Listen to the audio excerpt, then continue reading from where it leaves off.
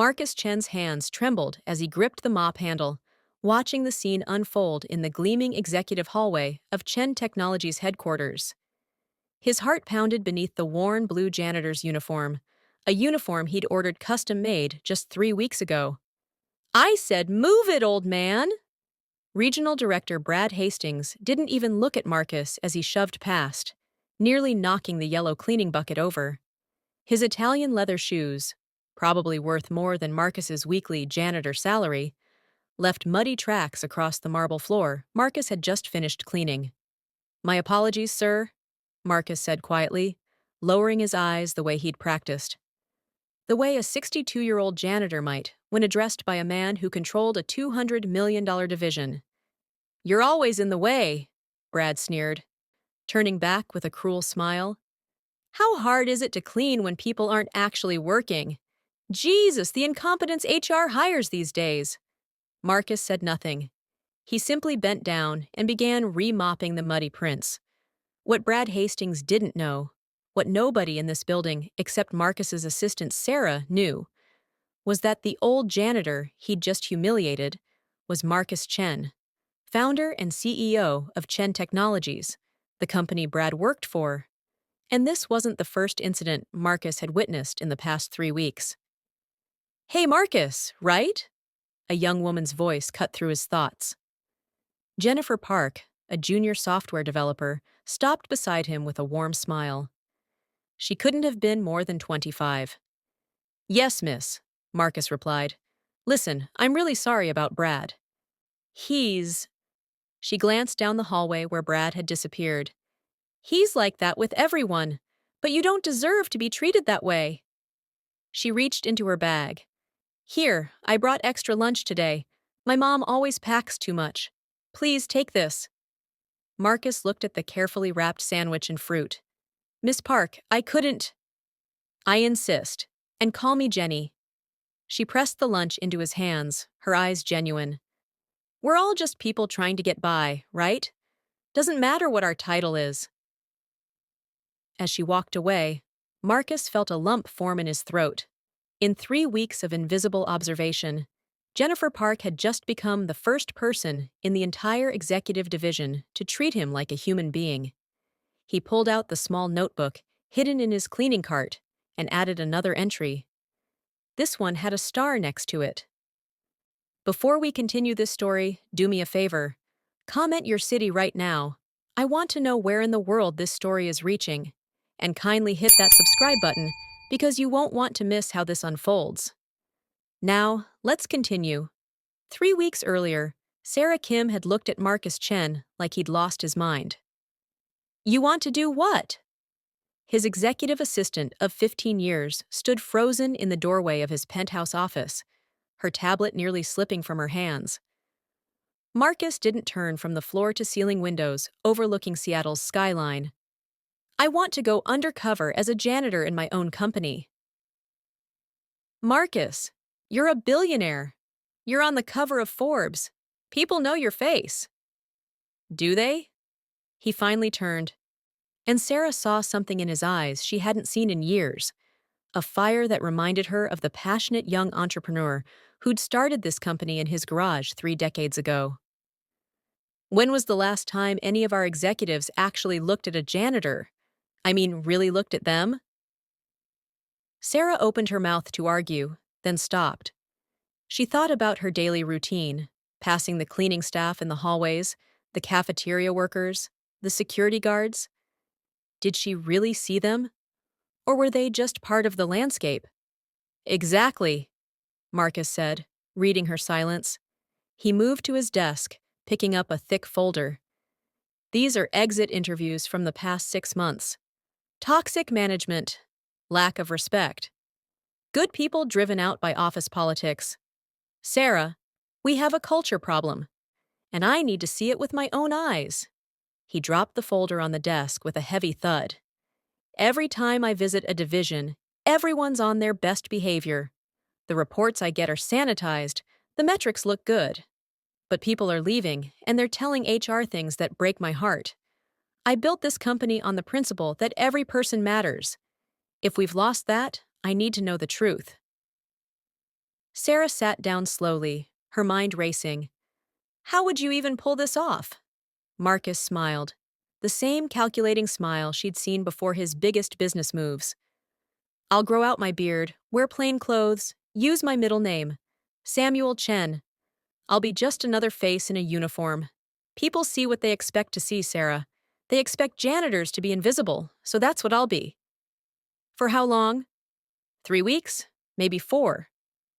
Long enough to observe patterns, to see how people really treat each other when they think no one important is watching. He paused. I need you to make this happen. Quietly. Only you can know. Sarah studied him for a long moment. In 15 years, she'd learned to trust Marcus's instincts. They'd built an empire because he had an uncanny ability to see what others missed. But this was dangerous in ways that had nothing to do with business. If someone recognizes you, they won't.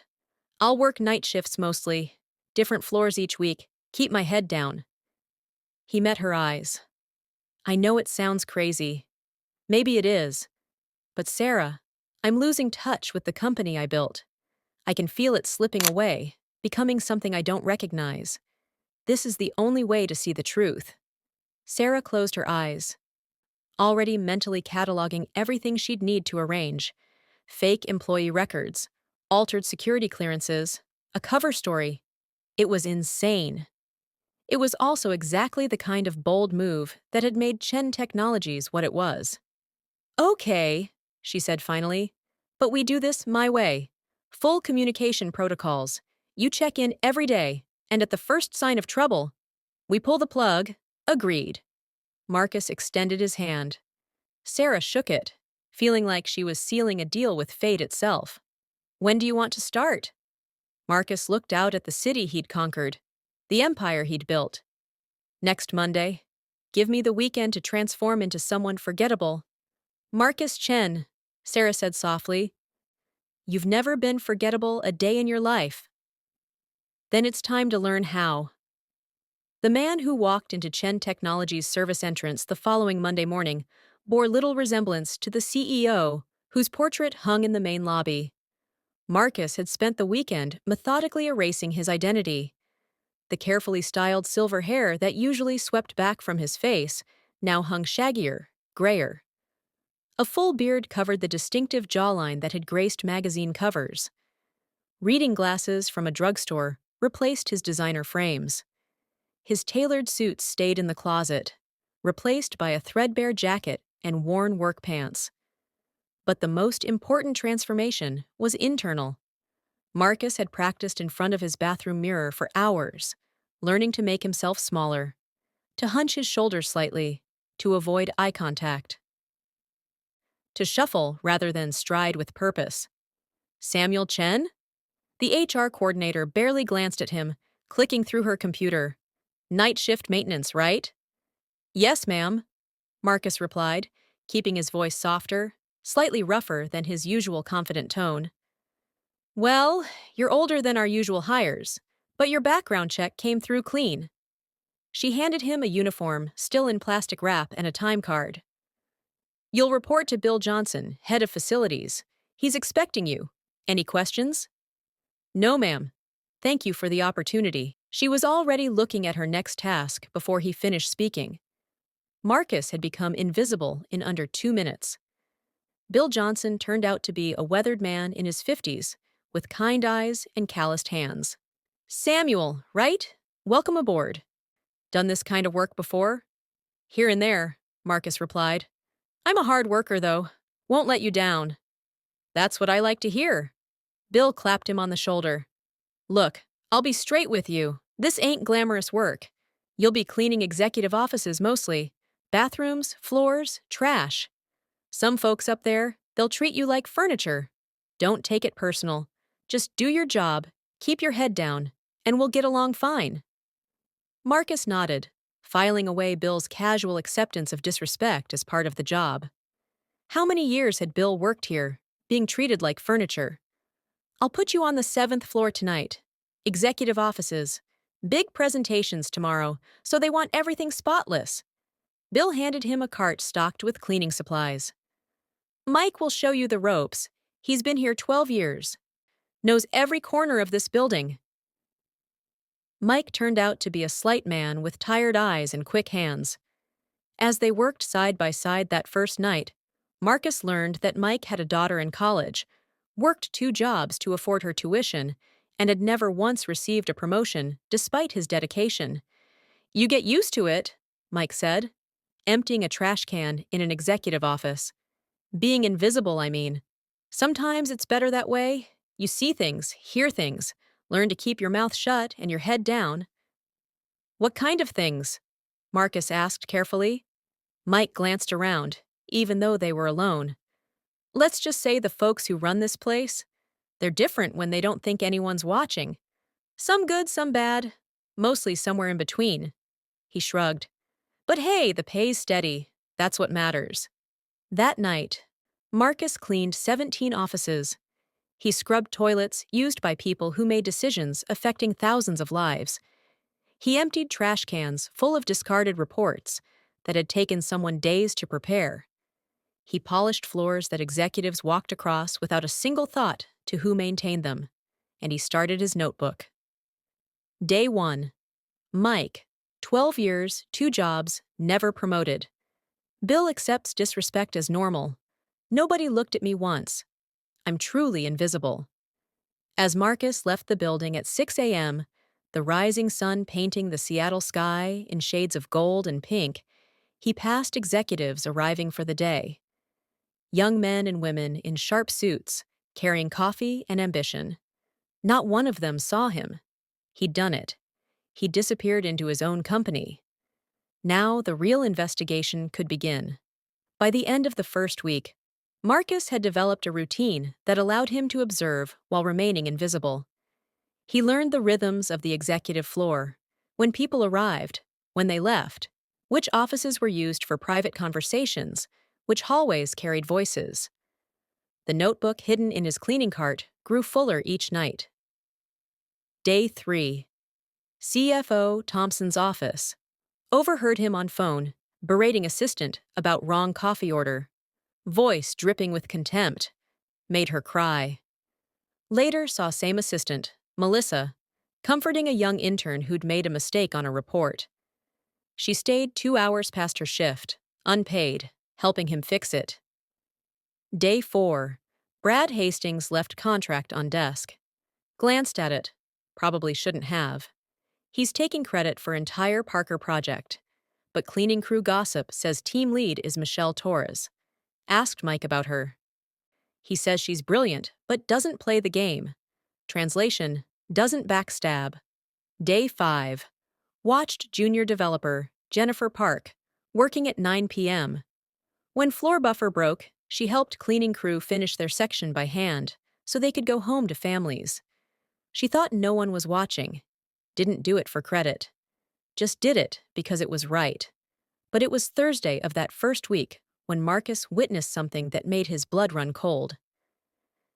He was cleaning the small kitchen area outside the executive conference room when 3 regional directors walked in, not noticing him wiping down counters. "Did you see Thompson's memo about the quarterly review?" one asked, pouring coffee. "Another round of efficiency improvements," another replied with air quotes. Translation, more cuts to make the numbers look good. "It's brilliant." "Actually," Brad Hastings said, and Marcus recognized his voice even before looking up. "Cut the support staff. Redistribute their work to salaried employees. No overtime pay required. Saves millions on paper, and Chen's too busy with his charity galas to notice the real cost." "What about the people who lose their jobs?" Brad laughed, a sound without warmth. "They're replaceable. That's the point. Chen built this company on some idealistic fantasy that everyone matters. Maybe that worked in a garage startup, but we're a major corporation now. You want to compete at this level? You need to be ruthless." Marcus's hands stilled on the counter he was wiping. "Does Chen really not see it?" the first director asked. "He sees what we show him," Brad replied. "Reports that highlight efficiency, metrics that prove profitability. He wants to believe we're still his family company, so that's what we let him believe. Meanwhile, those of us who actually understand business make the hard calls. They walked out, still talking, completely unaware they'd just revealed themselves to the very person they were discussing. Marcus stood frozen for a full minute. Then he pulled out his notebook with shaking hands. Day 5. They think I'm a fool. They think I'm blind. They're running my company on principles that betray everything I built it on. And they're right about one thing. I haven't been watching closely enough. That night, Marcus stayed later than usual, accessing terminals that the cleaning staff used for supply orders. His executive clearance, buried under layers of encryption that Sarah had arranged, allowed him to pull up personnel files without triggering security alerts. Michelle Torres. 7 years with the company. Outstanding performance reviews. 3 times passed over for a promotion. Current director's notes. Not a team player. Jennifer Park. 2 years. Consistently excellent work. Director's notes from Brad Hastings. Adequate technical skills, but lacks leadership potential. Wastes time on non-essential personnel interactions. David Rodriguez. Night security guard. 8 years. Bachelor's degree in computer science. 7 applications for internal positions in cybersecurity. Every single one rejected by HR with the same note. Insufficient qualifications. Marcus pulled up David's certifications. Advanced programming, network security, penetration testing. The man had taught himself skills that Chen Technologies was hiring externally at twice his security guard salary. The pattern emerged like a photograph in developing solution. Good people were being systematically held back. Kind people were being labeled as weak. And cruel people were rising because cruelty was being mistaken for strength. As dawn broke over Seattle, Marcus added one final note to his growing dossier. Day 5. This isn't just about culture. This is about the soul of the company, and I'm going to save it, even if I have to tear down everything to rebuild it right. Marcus made it a point to arrive 30 minutes early for his shifts, which meant crossing paths with the night security detail. David Rodriguez always worked the executive floor entrance, and Marcus had been watching him carefully for a week. Tonight, he decided to stop watching and start talking. "Evening, Samuel," David said with a friendly nod as Marcus signed in. Unlike most security guards who barely acknowledged the cleaning staff, David always greeted people by name. "How's it going?" "Can't complain," Marcus replied, then hesitated. "Actually, mind if I ask you something?" "Sure, shoot." "You're always reading something when it's quiet." Marcus gestured to the programming textbook, half hidden under David's desk. "Studying?"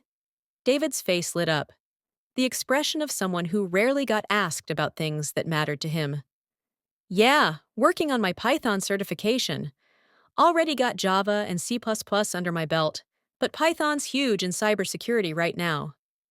"Cybersecurity," Marcus repeated. "That's a pretty specialized field. You interested in that line of work?" "Interested?" David laughed. But there was something bitter in it. "Man, I've been trying to break into it for 3 years. Got my bachelor's in computer science while working here full-time. Taught myself programming. Got certified in network security. Even did some freelance penetration testing on weekends. But," he trailed off, looking uncomfortable. "But?" Marcus prompted gently. David glanced around, then lowered his voice. "Between you and me, I've applied for 7 positions in the tech divisions here. 7 times I've been told I'm not qualified. Meanwhile, they hire people from outside with half my certifications at triple my salary." He shrugged. "I guess once they see you as security, that's all you'll ever be." Marcus felt anger building in his chest. Here was exactly the kind of person Chen Technologies should be cultivating. Someone with initiative, dedication, and genuine skill. Instead, he was trapped by arbitrary barriers created by people who couldn't see past a uniform. "That's not right," Marcus said quietly.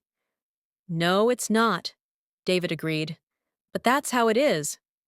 My wife keeps telling me to look elsewhere, but I've got benefits here, Retirement's starting to build up. Can't just walk away from 8 years. And honestly, I still believe in what this company was supposed to be about. When I first started here, the CEO, Marcus Chen, he gave this talk about how everyone matters, how everyone gets a shot. I believed that. He smiled sadly. Maybe I still do, somewhere. Just wish the people running the day-to-day believed it too. Marcus made a decision in that moment. Can I see some of your work?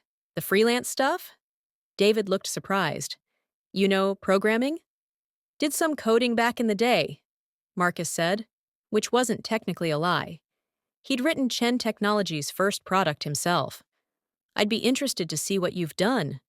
For the next 20 minutes, David showed him projects on his laptop, security assessments for small businesses, a vulnerability scanner he'd built from scratch, code that was clean, elegant, and professional. This man wasn't unqualified. He was being deliberately overlooked. This is impressive work, Marcus said honestly. Really impressive. Thanks, man. You know, you're the first person in this building who's asked to see it. Even when I included portfolios with my applications, I don't think anyone looked. David closed his laptop. But hey, it's good practice. Keeps my skills sharp. Maybe someday it'll matter. As Marcus headed to his cleaning cart, he added another starred entry to his notebook. Day 8. David Rodriguez, a perfect example of wasted potential. 8 years of loyalty, continuous self-improvement, genuine talent. Rejected 7 times because someone in HR can't see past his title. This is exactly what I built the company to prevent. But David wasn't the only person Marcus talked to that night. He made a point of engaging the other night staff, the people who kept the building running while executives slept. Maria, a cleaning supervisor, who'd been with the company for 15 years and knew every executive's character within minutes of meeting them. You can tell everything about a person by how they treat the people they don't have to be nice to, she told him. James, who delivered mail and overheard countless conversations. The nice ones always say, please and thank you. The mean ones act like we're robots. Linda, who worked in the cafeteria, who'd watched promising young employees gradually become cynical. They come in so excited, you know, fresh out of college, wanting to change the world. By year 3, they either become like the bad ones, or they leave. The good ones usually leave. Each conversation added another piece to the puzzle Marcus was assembling. His company, the one he'd built on principles of respect and opportunity, had developed a shadow side. The official version and the reality were 2 different things, and the people who saw the truth most clearly were the ones everyone else had learned not to see. It happened during Marcus's 3rd week undercover. He was cleaning the executive conference room late on a Tuesday night when he found a folder left behind after a meeting. He almost ignored it. He'd been careful not to snoop through confidential documents. But something about the way it was casually discarded on a chair made him pause. The tab read, Personnel Reviews, Confidential. Marcus glanced toward the door. He was alone. His conscience and his curiosity warred for exactly 3 seconds before curiosity won. Inside were performance evaluations for 24 employees. He flipped through them rapidly, and a pattern emerged that made his stomach turn. Jennifer Park's review, written by Brad Hastings. Adequate technical skills, but lacks leadership potential. Wastes time on non-essential personnel interactions. Too concerned with feelings over results. Not recommended for advancement or salary increase. Marcus had watched Jennifer for 3 weeks. She was brilliant, innovative, and possessed exactly the kind of emotional intelligence that great leaders needed. But because she treated people with kindness, including janitors, she'd been labeled as weak. Marcus kept reading, his anger building with each page. Michelle Torres. Technically competent, but difficulty with team dynamics. Does not align with division culture. Translation: she wouldn't play Brad's political games. An intern named Ryan, whose only issue was that he'd questioned an unethical practice. A talented designer who'd been marked down for taking too many breaks. Marcus had observed those breaks. She was helping other employees with their projects. Every single person being held back shared one trait. They were good people who threatened the toxic culture that Brad and his allies had created. But there was another folder underneath. Marcus pulled it out, and his blood ran cold. It was the preliminary report for the Miller acquisition. A $50 million deal Marcus had personally been negotiating. The numbers Brad's team had submitted to him showed strong profitability with minimal job losses at the acquired company. This version, clearly the real version before Brad had adjusted it, told a different story. The profitability came from immediately laying off 60% of Miller's workforce. The projections were based on aggressive cost-cutting that would gut the company's R&D department. Everything Marcus had opposed, everything he'd specifically said he wouldn't accept. And Brad had simply created a false report, showing what Marcus wanted to see. Marcus's hands trembled as he pulled out his phone and photographed every page. This wasn't just a culture problem anymore. This was fraud. This was betrayal at the highest level. He was carefully replacing the folders when he heard voices approaching. Don't understand why Chen insisted on those conditions. Brad Hastings' voice carried down the hallway. We could have closed Miller weeks ago. Marcus barely had time to grab his cleaning cart and push it toward the supply closet. He left the door cracked, his heart hammering. Brad entered with another director, Tom Walsh, both carrying coffee and looking tired. Because Marcus still thinks we're a family company, Tom said, dropping into a chair. He doesn't understand that, to compete at this level, you need to be ruthless. Then we make the ruthless calls and show him what he wants to see, Brad replied. I've been doing it for 3 years. He trusts the reports we give him. What about the personnel issues? Kim in HR said Chen's been asking about employee satisfaction metrics. Brad waved dismissively. I've got that handled. We'll show improved numbers by cutting the complainers. Frame it as organizational efficiency. Chen will see that we're taking action. Everyone will be happy, and we can get back to business. The complainers being anyone who doesn't fall in line with your management style, Tom said. And there was something in his tone that made Marcus focus intently. People who understand how business really works rise. People who don't, leave. That's not cruelty, Tom. That's natural selection. Brad leaned back. Chen built something great. I'll give him that. But he's lost touch. He's too busy being a tech celebrity to actually run the company. We're doing him a favor by handling the dirty work. Tom was quiet for a moment. When he spoke, his voice was careful. And if he ever figures out what's really happening? He won't. The man sees what he wants to see. We're just giving him plausible deniability. After they left, Marcus stayed in the supply closet for a full 10 minutes, processing what he'd heard. His initial anger had crystallized into something colder and more focused. They thought he was blind. They thought he was too naive or too distracted to see the truth. They were running his company on principles that betrayed everything he believed in, and they felt justified doing it because they'd convinced themselves he couldn't handle reality. Marcus pulled out his phone and texted Sarah. Time to end this. Schedule emergency all-hands meeting for executive division. Thursday morning, 9 a.m. sharp. Mandatory attendance. And Sarah, make sure Brad Hastings is in the front row. Her response came seconds later. About time. I'll handle it. Marcus looked down at his janitor's uniform, at the mop in his hands, at the notebook full of evidence he'd compiled over 3 weeks.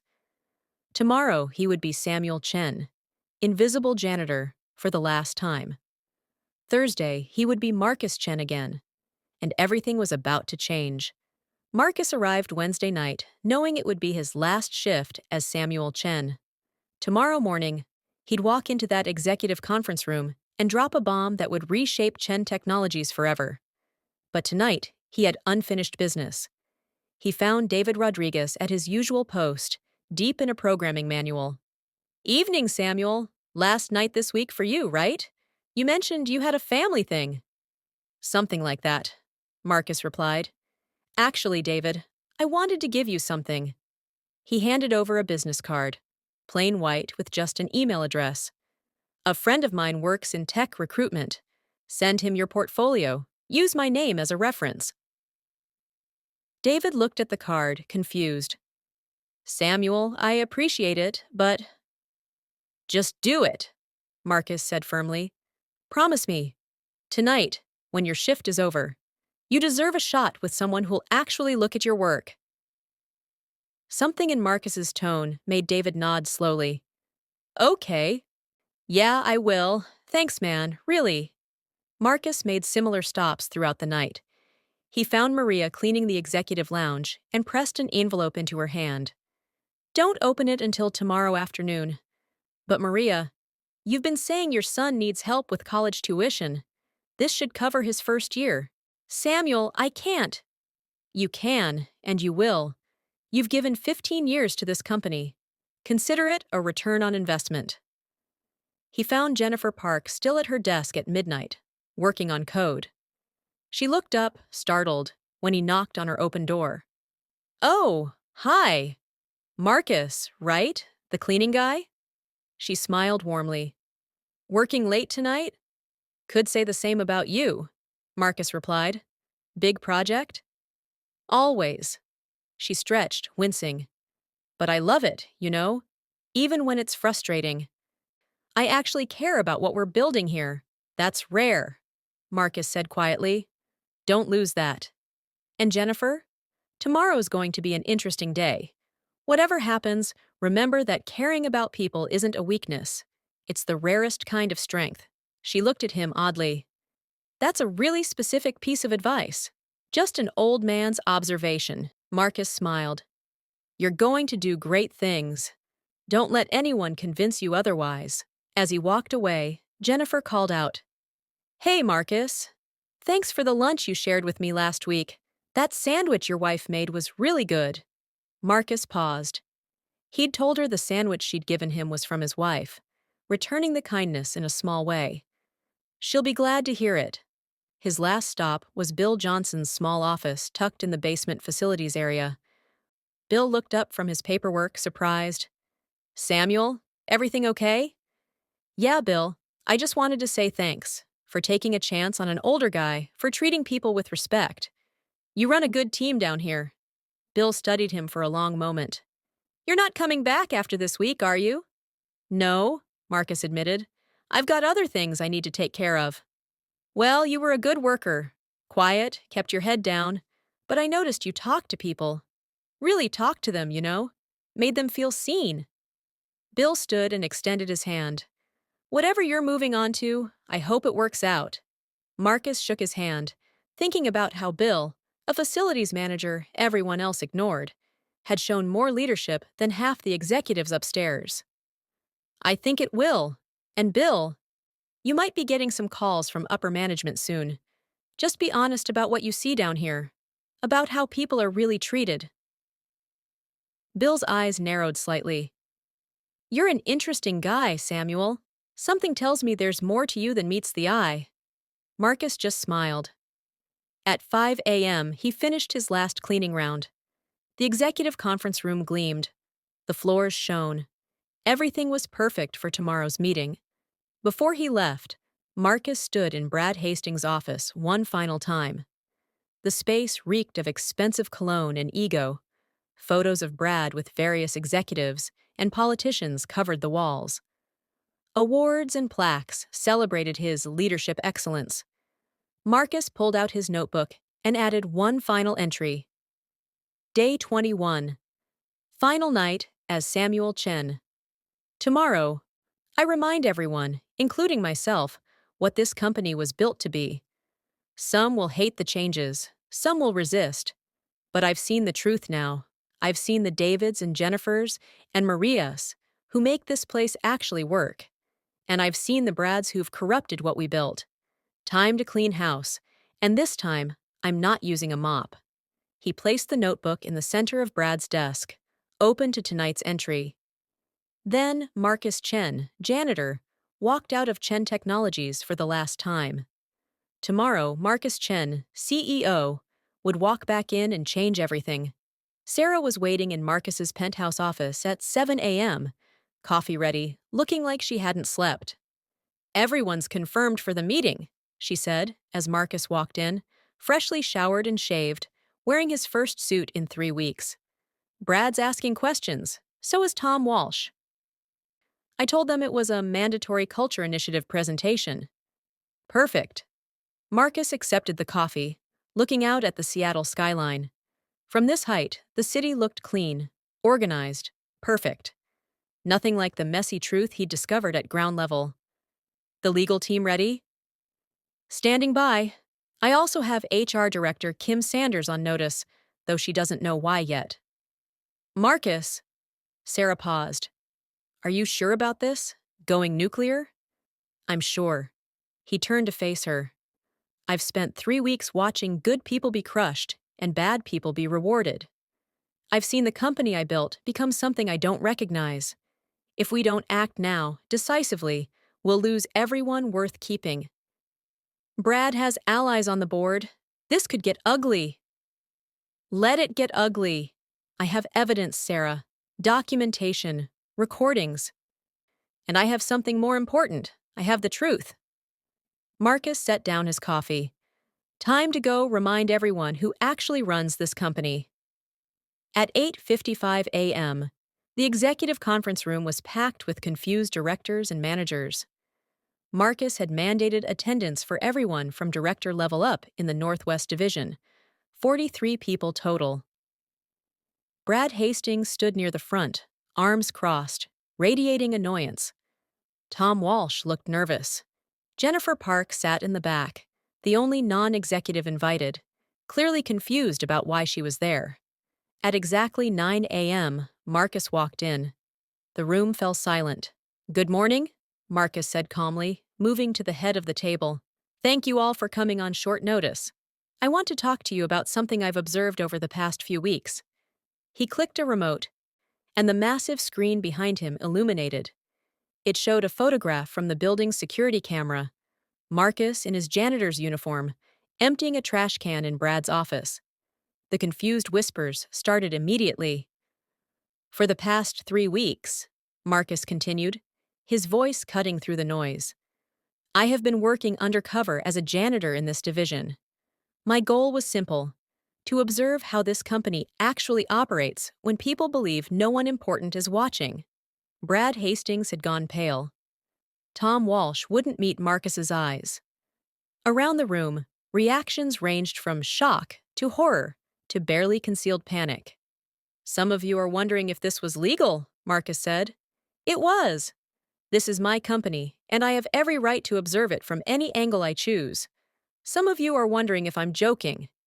I'm not." He clicked to the next slide, a page from his notebook, blown up large enough for everyone to read his handwritten observations. "What I discovered broke my heart.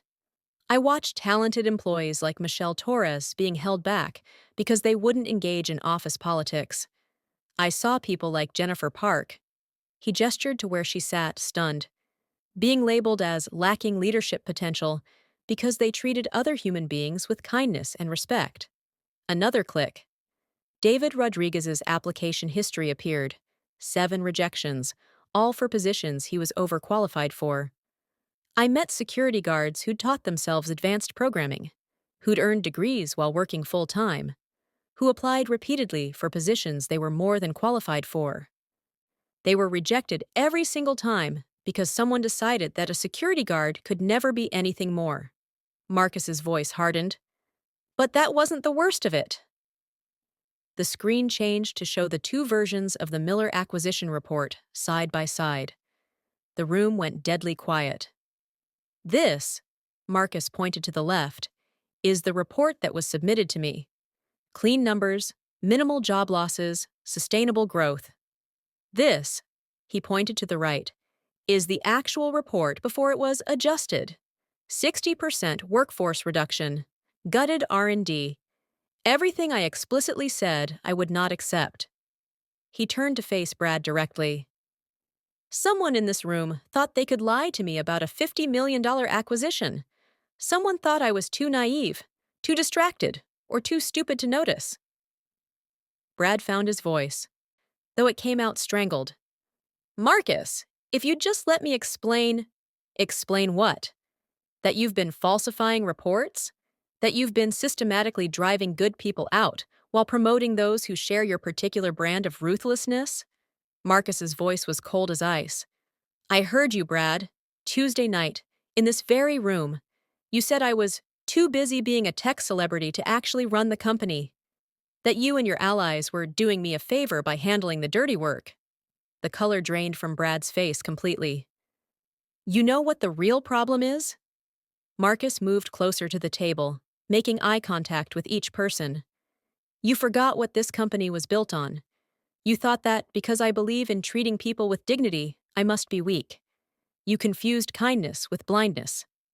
He straightened, an authority settling over him that reminded everyone exactly who was in charge. That ends today. Marcus clicked to the next slide. A simple list of names. Brad Hastings' name sat at the top. Effective immediately, the following people are terminated from Chen Technologies, Marcus said, his voice steady and final. Brad Hastings, Tom Walsh, Rebecca Chen, no relation, and Daniel Moore. You will be escorted from the building within the hour. Your access has already been revoked. Brad shot to his feet. You can't do this. I have a contract. A contract that includes a clause about ethical conduct and accurate reporting.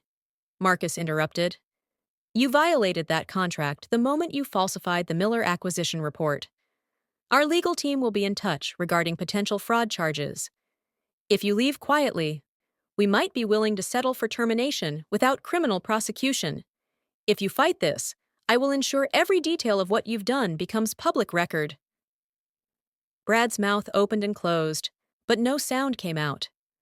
Marcus watched him with cold satisfaction. This was the man who'd shoved him aside, called him incompetent, never once imagining the old janitor could be the person who held his entire career in his hands. Security appeared at the door, and Marcus nodded to them.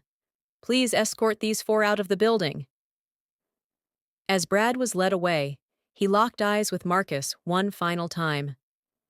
In that moment, recognition finally dawned, not of who Marcus was, but of the magnitude of his miscalculation. When the door closed, Marcus turned back to the remaining executives. Many looked terrified. Good. Now, for the rest of you, Marcus continued, you have a choice. You can embrace the changes coming, or you can leave with a generous severance package. I won't force anyone to stay, but if you remain, you will be held to a new standard. He clicked through several more slides, outlining sweeping reforms. First, a new position is being created, Chief Culture Officer. This person will report directly to me and will have authority to investigate and address any workplace issues without fear of retaliation. The CCO will conduct quarterly anonymous surveys and will have the power to recommend personnel changes at any level. Jennifer Park's hand slowly raised. I'm sorry, but why am I here? I'm just a junior developer. Marcus smiled, the first warm expression since he'd started the presentation. Because, Jennifer, you're being promoted. Director of Technological Innovation and Culture Integration. It's a new position that combines technical leadership with the human-centered approach this company desperately needs. She looked like she might faint. What? You heard me. Your performance review said you waste time on non-essential personnel interactions. I watched you stay late to help cleaning staff. I watched you treat a janitor, me, like an actual human being. That's not wasting time. That's leadership. That's the culture I want built. Marcus clicked to the next slide. Second, every security guard, janitor, and support staff member who has applied for internal positions will have their applications reviewed by an independent panel. No more automatic rejections based on current title. He looked directly at the HR director, who'd gone very quiet. Kim, You'll be working closely with the new CCO to overhaul our promotion and hiring practices. If you have a problem with that, now's the time to say so. No problem at all, Kim said quickly. Third, David Rodriguez. Most of you probably don't know that name. He's night security. Will be offered the first position in our cybersecurity division at a salary commensurate with his skills, not his previous title. I expect several more such promotions to follow. Marcus paused, letting it all sink in. Fourth, we're implementing a mandatory respect and dignity training program. Everyone participates, starting with this room. You don't get to opt out because you're executives. In fact, executives will be held to a higher standard, not a lower one. A director named Patricia raised her hand tentatively. What if? What if we witnessed things but didn't report them? Are we being held accountable for that? Marcus considered the question. That depends. Did you participate in the toxic culture, or did you just survive it? There's a difference. Over the next few weeks, I'll be conducting individual meetings with each of you. Bring your honesty. If you were part of the problem, own it and commit to change. If you enabled it through silence, acknowledge that. What I won't tolerate is denial or deflection. He looked around the room. I built this company on the principle that every person matters. Somewhere in our growth, we lost that. We created a hierarchy where some people's dignity mattered and others didn't. Where kindness was seen as weakness and cruelty was rewarded as strength. Marcus's voice softened slightly. I take responsibility for that. I got too distant, too focused on the big picture while assuming the day-to-day would maintain our values. I was wrong, but now I know the truth, and we're going to fix this. Together. Or you're welcome to leave. The room was silent for a long moment. Then, Michelle Torres, who'd been sitting quietly in the middle, spoke up. I've been here 7 years. I've watched good people leave because they couldn't stomach the culture. I almost left myself 3 times. If you're serious about this, really serious, then I'm in. Others began nodding. One by one, voices spoke up. Not everyone, but enough. Jennifer, still looking shell-shocked, raised her hand again. I just want to say, the janitor who gave me career advice last night. That was you, wasn't it? Marcus smiled. That was me. You told me caring about people was the rarest kind of strength. Her eyes were shining. I thought you were just a nice old man. I had no idea. That's exactly why I did this, Marcus said gently.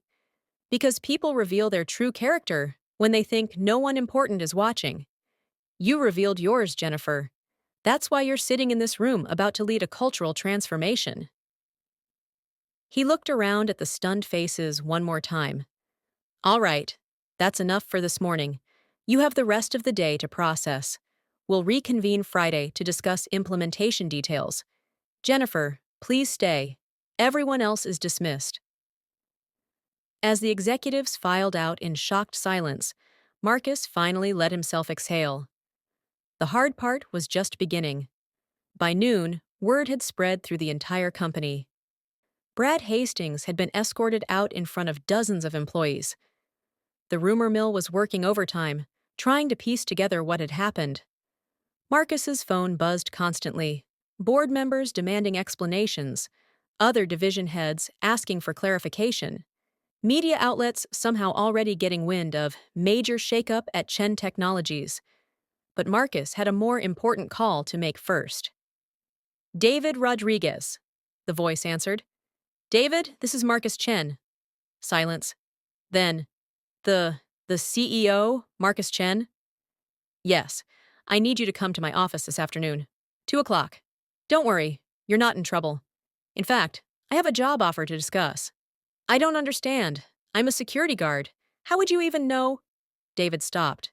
Wait, the email address Samuel gave me last night. Samuel Chen. Oh my God! That was you? That was me, Marcus confirmed. 2:00, David. Bring your portfolio. Yes, sir, absolutely. Thank you, sir. Marcus's next call was to Maria. Maria, this is Marcus Chen, CEO of Chen Technologies. Mr. Chen, did I do something wrong? Quite the opposite. The envelope Samuel gave you last night. That was from me. Open it now, please. He heard rustling, then a sharp intake of breath. Mr. Chen, this check is for $50,000. I can't possibly. You've given us 15 years of dedicated service, Maria. You've raised 4 children while working here. That money is for your son's education and whatever else you need. Consider it a thank you. Maria was crying now. Why? Why would you do this? Because I've been reminded that the people who keep this company running deserve to be recognized. You're getting a significant raise as well. Details will be in your email this afternoon. Throughout the day, Marcus made similar calls. Bill Johnson was promoted to Director of Facilities Operations with a 40% salary increase. Mike, the janitor who'd shown Marcus the ropes, was offered a supervisor position and a path toward management training. By afternoon, Jennifer Park sat across from Marcus in his office, still looking overwhelmed. I don't know if I can do this, she admitted. I'm 26. I've been here 2 years. Most of those people have decades of experience. They have decades of doing things the wrong way, Marcus countered gently. You have something more valuable. You have the right instincts. You understand that technology is built by people, for people. That innovation comes from collaboration, not domination. But what if I fail? Then you'll fail while trying to do the right thing, which is still better than succeeding at the wrong thing. Marcus leaned forward. Jennifer, I'm not asking you to be perfect. I'm asking you to be honest, to stay true to your values, and to help me build something better. Can you do that? She took a deep breath, then nodded. Yes, I can do that. Good. Because I'm going to need you to make some hard calls. Some people will resist these changes. Some will smile to your face and undermine you behind your back. You'll need to be kind, but you'll also need to be strong. Kind but strong, Jennifer repeated. That's a tough balance. It is, but I've watched you strike it naturally for 3 weeks. When you helped the cleaning crew, you didn't do it from a place of superiority. You did it as an equal. That's the leadership style this company needs. A knock on the door interrupted them. David Rodriguez stood in the doorway, portfolio in hand, looking nervous. Mr. Chen, you asked to see me? David, come in. Meet Jennifer Park, our new Director of Technological Innovation and Culture Integration. Jennifer, meet David Rodriguez, who's about to become our newest cybersecurity specialist. David's eyes widened. Are you serious? Dead serious. I've reviewed your work. You're exactly what we need. Jennifer, David will be working with your division. I want you two to collaborate on identifying other employees who've been overlooked or underutilized. Think of it as talent archaeology. We're going to dig up everyone this company has been burying. For the next hour, Marcus watched as Jennifer and David talked, their initial nervousness giving way to excitement. They started making lists, sharing stories of other employees who deserved a second look. This, Marcus thought, was what leadership should look like. Not Brad's cruel efficiency, but this, people recognizing and elevating other people. Sarah knocked and entered with a tablet. Marcus, we have a problem. 3 board members are demanding an emergency meeting. They're upset about the terminations. Marcus sighed. Of course they were.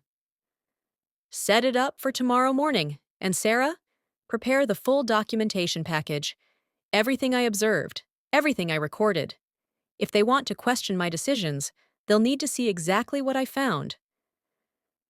After Jennifer and David left, both buzzing with plans and possibilities, Sarah remained. You know this is just the beginning, she said quietly. Changing culture is like turning a ship. It takes time, and there will be resistance. I know. Marcus looked out at the city skyline. But Sarah, I've spent 3 weeks seeing this company through different eyes. I've been invisible. I've been dismissed. I've been treated like I don't matter. And I've watched how that treatment affects people, how it crushes some and embitters others. He turned back to face her. If I hadn't done this, if I'd stayed up here in my tower office, I would have continued believing the sanitized reports and polished presentations. I would have lost good people while rewarding bad ones.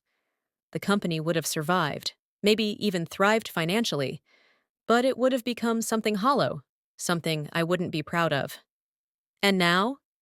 Now we fight to save its soul. Marcus smiled. Even if it's messy, even if it's hard, because the people who believed in what we're supposed to be, people like Jennifer and David and Maria, they deserve better than what we've been giving them. Sarah nodded slowly. Then let's give it to them. 6 months later, Marcus stood in the same hallway where Brad Hastings had once shoved past him, but everything was different now. Morning, Marcus! David Rodriguez walked by in business casual, laptop bag over his shoulder, heading to a meeting with his cybersecurity team. In 6 months, he'd already identified 3 major vulnerabilities in the company's systems and trained 2 junior developers who'd also been stuck in support roles. The executive floor had a different energy. People smiled more. Conversations happened in open spaces rather than whispered behind closed doors. The coffee station, where Marcus sometimes still made his own coffee, to the amusement of his staff, had become an informal meeting place where ideas were shared across departments. Jennifer Park had thrived in her new role, though not without challenges. She'd had to make 2 difficult terminations, directors who'd refused to adapt to the new culture, and had faced pushback from some older executives who resented being lectured about respect by a kid. But she'd held her ground. More importantly, she'd built a coalition of allies across the company. The quarterly culture surveys she'd implemented showed steady improvement. Exit interviews no longer cited toxic management as a reason for leaving. In fact, several talented people who'd left were coming back. Marcus found Jennifer in her office, reviewing applications for a new mentorship program she'd designed. "How's it going?" he asked. She looked up, smiling, but tired. "Good. Hard, but good. We have 200 employees signed up as mentors, and 300 seeking mentorship. I'm trying to make the matches thoughtfully." "You look exhausted." "I am," she admitted. "But it's the good kind of exhausted, you know? The kind where you collapse at the end of the day, but feel like you accomplished something real." Marcus sat down across from her. "I wanted to check in, officially and unofficially.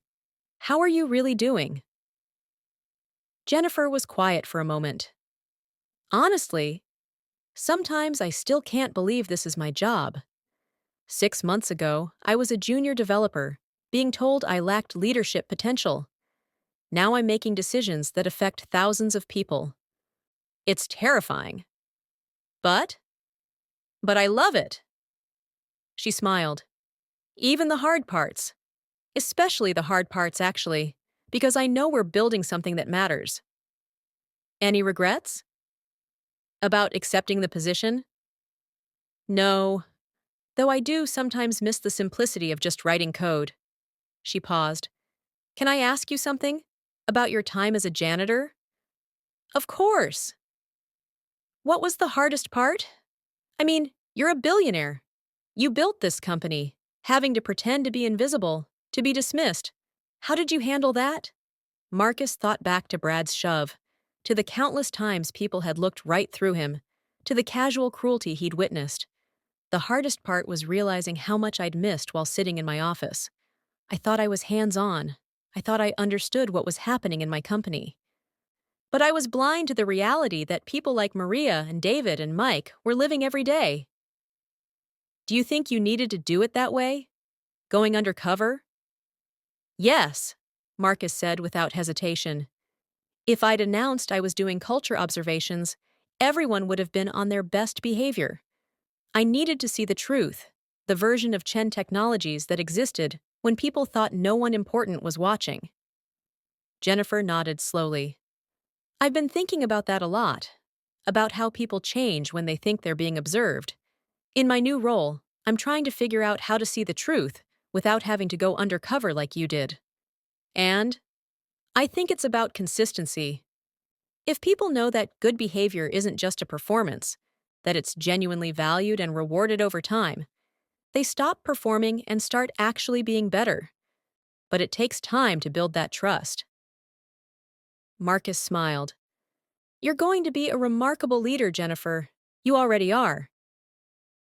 Later that afternoon, Marcus had scheduled walks with several employees, a new practice he'd started. Instead of formal office meetings, he'd walk the building or the campus grounds with people from all levels, just talking. Today was Michelle Torres, the project lead who'd been repeatedly passed over for promotion under Brad's regime. She was now a senior director, leading the Parker project that had once been stolen from her. How's the team dynamic? Marcus asked as they walked through the building's atrium. Night and day difference, Michelle said. Before, everything was political. People hoarded information because knowledge was power. Now, we actually collaborate, share credit, help each other succeed. Any challenges? A few people who haven't adjusted. They're still playing the old games, trying to undermine colleagues to get ahead. But they're becoming isolated. The culture's shifting enough that those tactics don't work anymore. They passed a group of employees gathered around a whiteboard, animatedly discussing something. 6 months ago, that would have been a junior team. Now it was a mix. Directors working alongside junior developers, security staff offering input to product managers. That, Marcus pointed, that's what I was hoping to see. Michelle smiled. You know, people still talk about the janitor incident. It's become kind of legendary. There are wild versions going around. That you cleaned toilets for a year, that you exposed an entire criminal conspiracy. The truth was dramatic enough, Marcus laughed. It was. But I think the real impact wasn't just the firings or the promotions. It was the reminder that you're actually paying attention, that you care enough to see the truth, even when it's uncomfortable. Michelle stopped walking. Brad's biggest mistake wasn't the fraud or the false reports. It was assuming you didn't really care about the culture you claimed to value. He thought it was just marketing.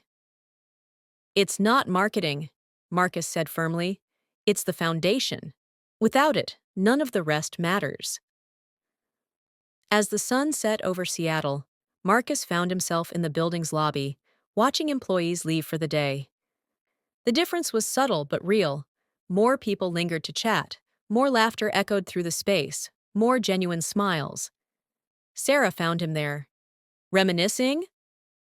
Something like that. Marcus gestured at the portrait hanging in the lobby, a professional photo of him in a suit, looking authoritative and distant. I'm thinking that needs to be replaced. With what? I'm not sure yet. Maybe nothing. Maybe instead of a portrait, we put up photos of our employees. All of them. From every level. A reminder that this company is built by everyone, not just the person whose name is on the building. Sarah considered that.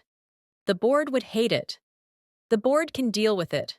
They've already dealt with worse from me these past 6 months. True. She pulled out her tablet. Speaking of which, the quarterly results came in. Revenue is up 12%. Employee satisfaction scores are at an all-time high, and we're getting more applicants than ever. Apparently, word's gotten out that Chen Technologies is a good place to work again. Again, Marcus repeated.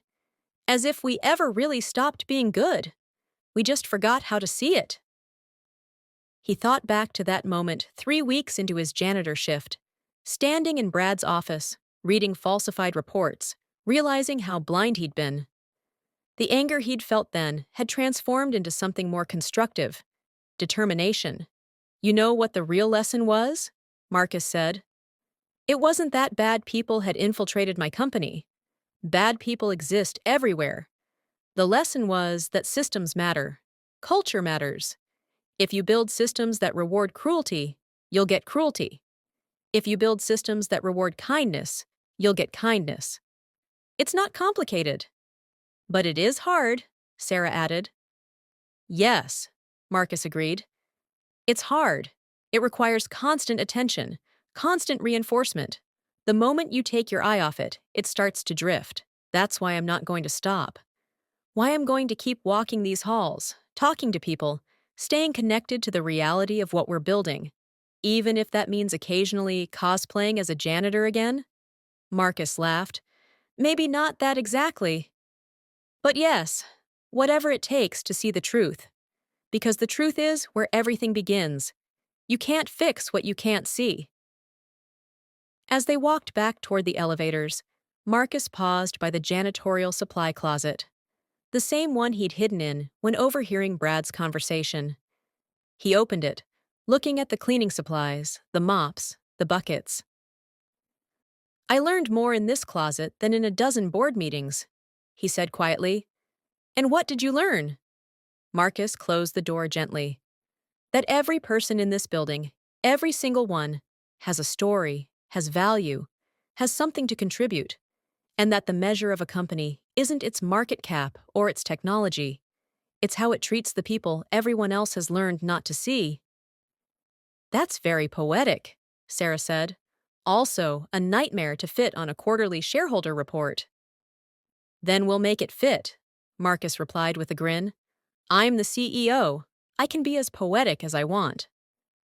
They rode the elevator up to the executive floor, but Marcus found himself thinking about his last night as Samuel Chen, the janitor, the invisibility, the dismissal, the casual cruelty, and he thought about Jennifer Park sharing her lunch, David Rodriguez dreaming of a better future, Maria supporting her family with dignity, all the people who'd shown kindness to someone they thought was nobody important.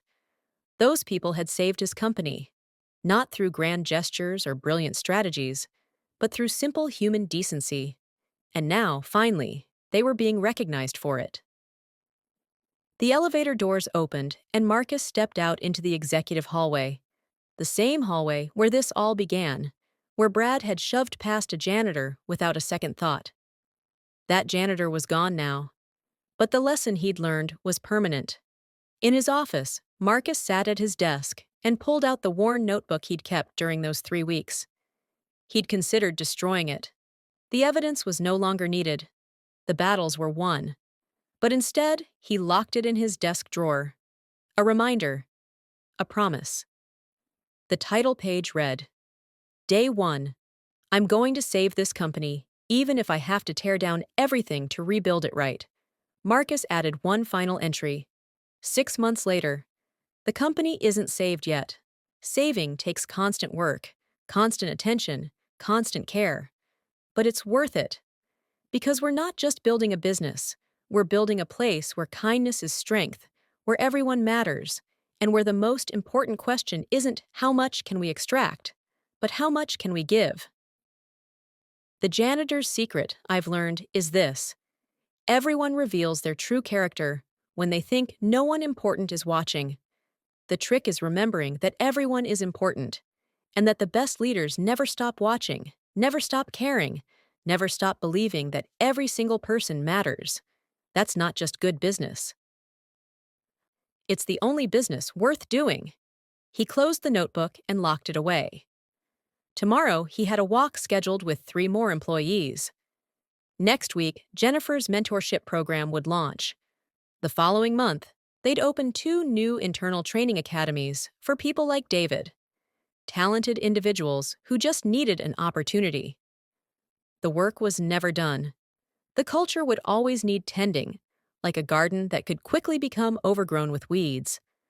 But Marcus Chen was no longer the distant CEO in the tower office, believing sanitized reports.